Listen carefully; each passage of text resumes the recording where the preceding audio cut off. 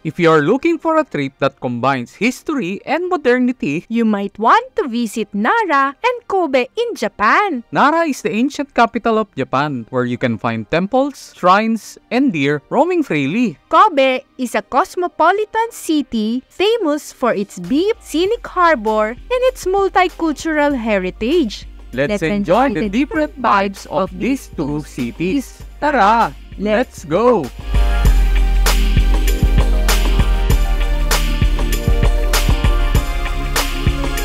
Magsimula tayo sa ating journey for today mula sa Kintetsu Nara Station going to Nara Park. Maaga pa, maraming mga tindahan ang sarado pa rin sa Higashimuki Shopping Street. Sa dulo ng kalsada ay ang kilalang Nakata Nido para sa kanilang mochi at ang paggawa nito.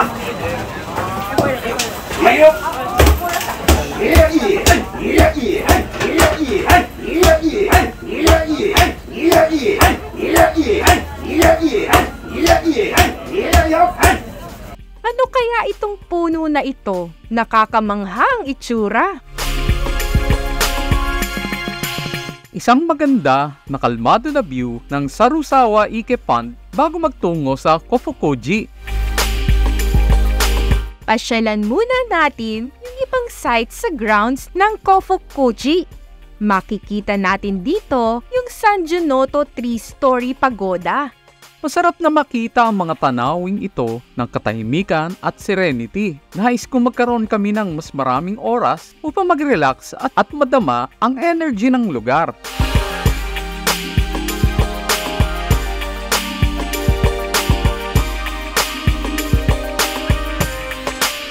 Ang Kofukuji Temple Complex sa peak nito ay binubuo ng 175 na mga gusali. Mga ilan na lamang ang nananatili pa rin. Makikita natin ang Chukondo, Tokondo at Gojunoto. Nasa loob nila ngayon ang magagandang koleksyon ng priceless Buddhist art at estatwa.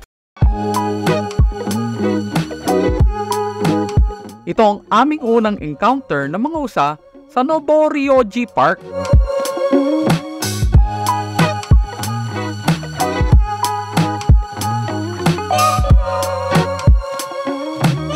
Maraming usa sa part na ito. Maaari kang bumili ng murang mga crackers para sa usa na gusto nilang kainin. Ang mga ito ay napaka-friendly at karamihan ay pinutol na ang kanilang mga antler. Gayunpaman, ang ilan ay agresibo, lalo na ang mga malalaki.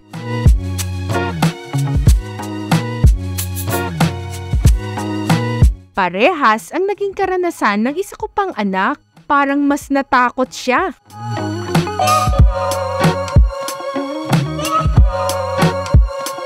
Nara National Museum or Nara Buddhist Sculpture Hall displays the exhibition from the permanent collection, Masterpieces of Buddhist Sculptures. Gamitin natin yung underground pabalik sa Kintetsu Nara Station para pumunta ng Kobe.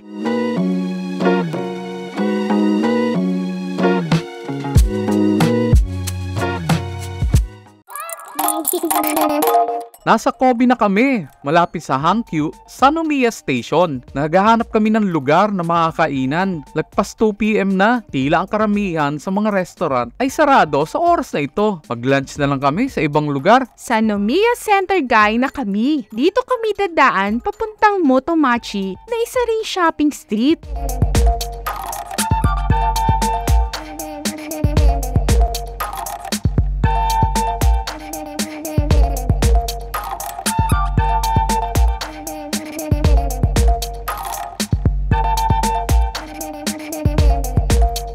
Pansin ko lang, yung building ng Daimaru ay parang old western architectural design. Approaching Motomachi na tayo.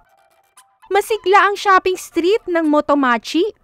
Kobe Chinatown na tinatawag ding Nankinmachi ay nasa isang maliit na lugar, ngunit puno ito ng mga restaurant, ng Chinese, mga stall ng street food at mga tindahan ng souvenir. Matapos mabuksan ang Port of Kobe sa international na kalakalan noong 1868, maraming mga Chino din ang nakarating sa panahon na iyon. Ang mga naunang emigrante ng Chino ay pangunahing nagmula sa mga lalawigan ng Guangdong at Fujian at nanirahan sila sa west side ng foreign settlement. Nanking Machi ay ang karaniwang tawag ng mga Hapon para sa mga lugar kung saan naninirahan ang mga Chino. Ang haba ng pila sa pork buns or butaman sa Japanese. Dapat masarap yan. Isa pang lumang disenyo ng gusali from West. Patungo tayo ng American Park dito sa Kobe Port.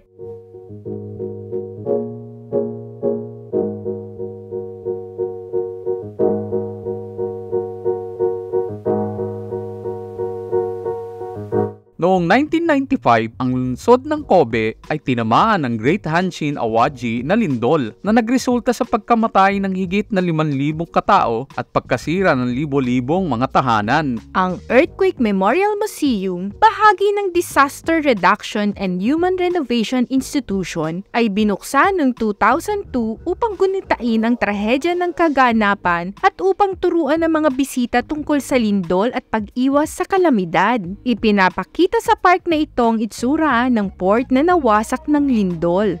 Ang American Park ay isang magandang waterfront park sa port area ng Kobe. Itinayo sa isang reclaimed na lupa, ang parke ay may mga damuhan at mga open na patio na may koleksyon ng mga modernong art installation at fountain. Ito ay tahanan ng ilang mga mas iconic na kontemporaryong arkitektura ng lungsod tulad ng pulang Kobe Port Tower at Kobe Maritime Museum. Nagtatampok ang arkitektura ng Kobe Maritime Museum ng malaking bubong na inspirasyon ng mga layag ng barkong naglalayag sa mga puting alon ng karagatan. When lit up at night, the contrast of lights against Kobe Port Tower is a must-see.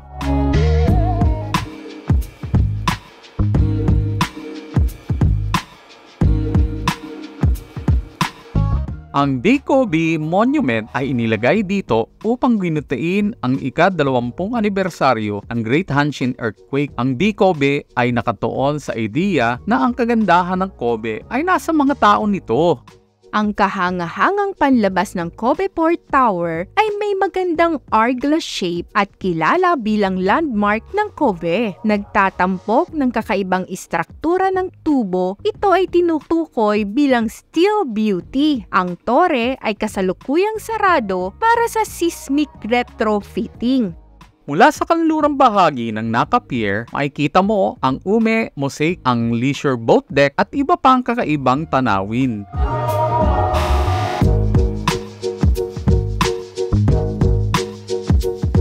Ang Nara ay isang lungsod na sikat sa mayayamang kasaysayan at cultural heritage. Ang Nara ay ang dating kabisera ng Japan mula 710 hanggang 784 at marami itong templo, dambana at hardin na nagpapakita ng sinaunang itsura nito. Ang Nara ay tahanan din ng daang-daang magiliw na usa na malayang gumagala sa mga parke. Ang Nara ay isang magandang lugar upang bisitahin kung gusto mong maranasan ng tradisyonal at espiritual na bahagi ng Japan.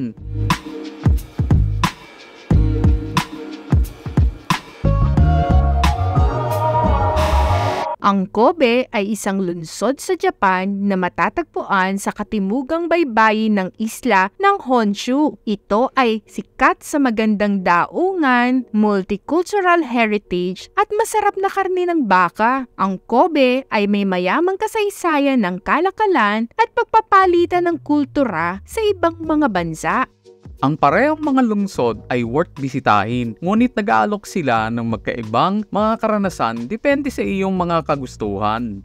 That's all for our Japan trip. Abangan ang one-day trip namin sa Shenzhen, China. Thanks for watching. Please like, share, and subscribe. You can also watch other videos here. Bye!